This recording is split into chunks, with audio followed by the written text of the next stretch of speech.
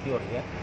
हमारे को 2018 में पर्सन उर्फ लंबू द्वारा का अंचल धमकी दी गई थी फ़ोन में मेरे भाई जीत को और मेरे फ़ोन में कि तुम ठेके का कारोबार कर रहे हो और आप हमारे को पैसे दो। मैं भाई किस बात के पैसे दें, ये हमारी बदमाशी के पैसे 20 लाख रुपए देने पड़ेंगे साल भर में, या 2 लाख रुपये ना दो या इकट्ठे 20 लाख रुपए दो। मेरे भाई ने हमने दोनों ने मना कर दिया कि हम पैसे नहीं देंगे। तो उन्होंने पैसे नहीं देंगे तो 2 महीने में आपको रिजल्ट दे देंगे। उसकी हमने शिकायत करी, उस शिकायत पर कोई कार्रवाई नहीं हुई, दरखास्त ऐसे ही खारिज होगी। उसके बाद उन्हें 2 महीने बाद हमारे घर पे, हम दोनों भाई घर पे थे, हमारे को आवाज़ लगाई गेट के ऊपर कि कहाँ हो भाई, हमारा नाम लिया सुरेंद्र जीते, कहाँ हो। हम बाहर निकलते उन्होंने हमारे पर ताबड़तोड़ फायरिंग की, जिसमें 6 गोलियां चली। जो घर में अंदर होने का अंदर करके अंदर भाग गए, जिस वजह से हमारा बचाव हो गया। और उसका मुकदमा समलका थाने में दर्ज कराया हमने, जिसमें उनकी पुलिस थोड़ी शक्ति में आई तो उनकी गिरफ्तारी हुई। हमने बोला भी हमारे को पुलिस प्रोटेक्शन दी जाए, सुरक्षा दी जाए बहुत ज़्यादा, क्योंकि बार बार हमारे को धमकियाँ मिल रही हैं। तो हमारे को, मेरे भाई को, मेरे को पुलिस सिक्योरिटी दी गई। उसके बाद 2019 में उन्होंने फिर बाद में लास्ट में बोले कि भाई पीछा नहीं छोड़ने वाले मारेंगे, ठेके लेने बंद कर दो। तो हमने उनके डर के मारे हमने 1 साल या कारोबार भी नहीं लिया। हम यूपी में चले गए, ठेके शराब की दुकानें वहाँ ली हमने 19 में और 18-19 में। तो 19 में हम दोनों भाई अपने खेत की तरफ टहलने गए थे शाम के टाइम, 14 दिसंबर की बात है 2019 में। तो मेरे भाई और हम दोनों बातें कर रहे थे, बाइक पे 2 लड़के आए, एक आगे खड़ा था रैकी कर रहा था, और उन्होंने मेरे भाई के सामने छाती में 2 पिस्टल रख के गोली दाग दी, मेरे भाई की छाती में लगी। मैं उनको पकड़ने लगा, उन्होंने मेरे ऊपर गोली दाग दी।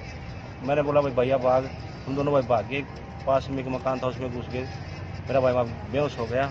अपने भाई को उठा के घर पे ले गया, गाड़ी में बिठा गया प्रेम हॉस्पिटल पानीपत में, उसका ट्रीटमेंट करवाया। और उसमें 3 लड़के जो थे, उनमें एक लड़के की गिरफ्तारी हुई, 2 की आज तक भी गिरफ्तारी नहीं हुई। हम बार बार प्रशासन से गुहार लगाते रहे कि हमारी सुरक्षा बढ़ाई जाए, हमारे बार बार हमले हो रहे हैं। तो हमारे को ना तो सिक्योरिटी देगी, फिर हमने कि भाई सिक्योरिटी नहीं देते तो हमारे परिवार के लड़के रख लेंगे, साथ में 2-4 लाइसेंस बना दो हमारे, और जिससे हम अपनी खुद की सुरक्षा खुद कर लें। उसमें भी हमारे कोई एक्शन नहीं लिया गया। बोले देखेंगे बनाएंगे, कोई वो नहीं, किसी का कोई लाइसेंस नहीं बनाया, ना हमारी कोई सिक्योरिटी बढ़ाई गई। और फिर हम 1 हफ्ता पहले हमारे पास फिर मैसेज आया किसी के माध्यम से कि भाई पैसे तो तुम देने नहीं, पर तुम अपनी जान से हाथ धोगे। हमारे पैसे तो देंगे, जान से हम बेशक चले जाए, हम झुकेंगे नहीं, हम किसी बदमाश के सामने सरेंडर नहीं करेंगे। तो उस बात का पता नहीं, हम सतीश वत्स से अपने एसपी साहब उस टाइम आए नहीं थे, या इंचार्ज डीएसपी साहब वत्स जी थे।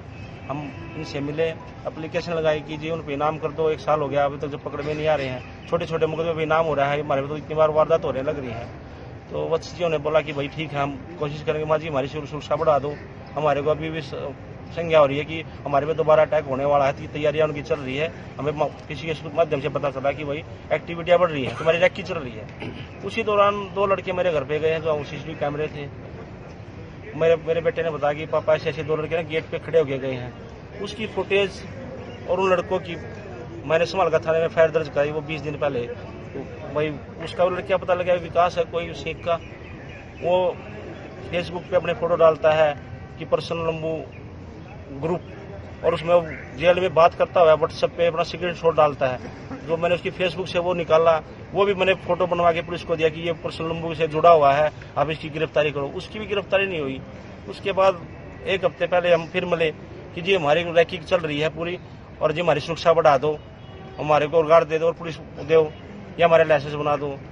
बोले ठीक है देखें। उसके बाद ये 19 तारीख को परसों मेरा भाई ठेके में बैठा हुआ था, मैं भी वहीं था। मेरी किस्मत थी, मैं 1 घंटा पहले कोई काम से जरूरी कोई भाई आ गया साथी, उसके साथ मैं गाड़ी में बैठ के साथ चला गया। हमारे दोनों भाइयों की पूरी तैयारी थी कि यार दोनों भाई इकट्ठे हैं, दोनों को मारना ही है, किसी को छोड़ना नहीं है। और मेरा भाई, मैं घर पे चला गया, मैंने अपने भाई को फ़ोन किया कि भाई कहाँ हो। बोला भैया मैं भाई ठेके के अंदर बैठा हुआ हूँ। भाई मैं बाहर मत निकलना, और निकलो तो तुरंत गाड़ी में बैठ के अपने घर पे आ जा, लेट हो गया है। तो आज वो बोला भैया ठीक है मैं आ रहा हूँ।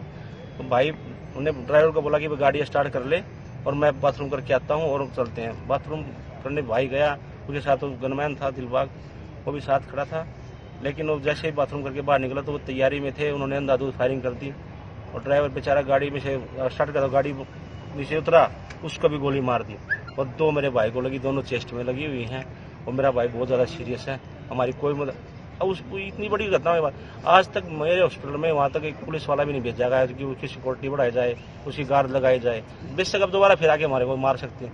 ऐसी इतनी लापरवाही मैंने तो जिंदगी में कभी उतना 35-36 साल की एज होगी, हमने नहीं देखा कि प्रशासन इतनी लापरवाही बरत सकता है। और अब हमारे को ना कोई सिक्योरिटी दी जा रही है, ना ही उनकी उन पर कोई नाम हो रहा है, ना कोई हमारी मदद की जा रही है। बार बार परेशान हो रही है, हम इतने परेशान हो गए बस अपने हमें तो हरियाणा छोड़ के जाने की नौबत आ गई है कि अब क्या करें, कब तक हम उनसे लड़ पड़ सकेंगे जब तक प्रशासन हमारा साथ नहीं देगा। हम तो झुकने के लिए मजबूर हो जाएंगे।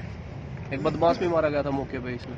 वो भाई साहब उनकी गोलाबारी में अंधाधुंध गोली चली, शटर में भी लगी है।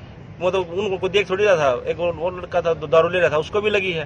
उन्होंने अंधाधुंध फायरिंग की है। अब उसकी गोली से क्या हुआ है क्यों तो हमें तो नहीं पता इस बात। पुलिस सिक्योरिटी भी मिली हुई थी, गनमैन साथ में था। वो जब भाई को गोली लगी वो बेचारा उसको अंदर खींच के ले गया, उसने उसका बचाव किया। उससे इतना है, वो अकेला था। वो अगर 2-3 गनमैन साथ होते तो वो एक उसको संभाल लेता और फायरिंग कर देते, लेकिन वो अकेला होने के कारण मेरे भाई को अंदर खींच लिया। उसने कोई फायरिंग नहीं की, उससे कोई फायरिंग नहीं हुई, गनमैन से कोई फायरिंग नहीं हुई। और आज साबित हो गया। आज आप इनसे मिलने आए हो? मैं एसपी साहब नए एसपी साहब आए हैं, बहुत अच्छे आदमी हैं और हमें इससे बहुत उम्मीद है कि हमारी तरफ ये बहुत ध्यान से देखेंगे और हमारी बात सुनेंगे और हमें न्याय